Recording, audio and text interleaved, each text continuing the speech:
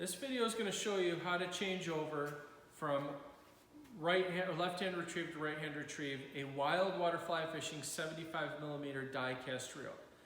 If your reel doesn't look like this, if your reel doesn't say wild water on it, if it's not 75mm, if it's not die cast, if it's not exactly the same as this reel, you need to find the correct reel video because it won't work. These instructions won't work. The first step you do is to use this little lever and push it and remove the spool at the same time. And you'll see that on this reel, there's a little hexagonal clip, and underneath that clip in the spool is a little bearing. So you're going to take a screwdriver, flathead screwdriver, and you're going to catch one end of that hexagonal clip.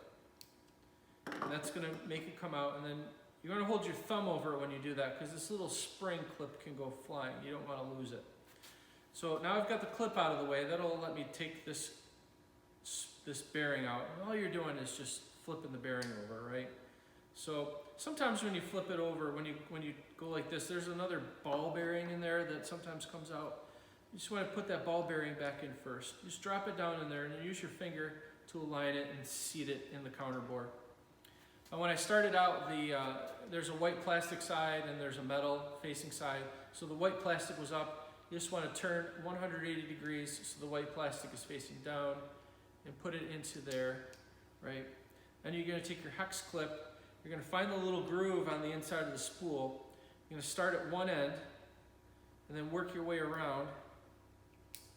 And you can just push it back in with your thumb.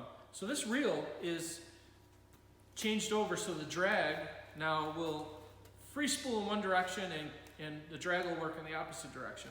So now, like with any fly reel, wild water is not unique here. Every fly reel, you need to take all the line off and wind the line back on in the opposite direction.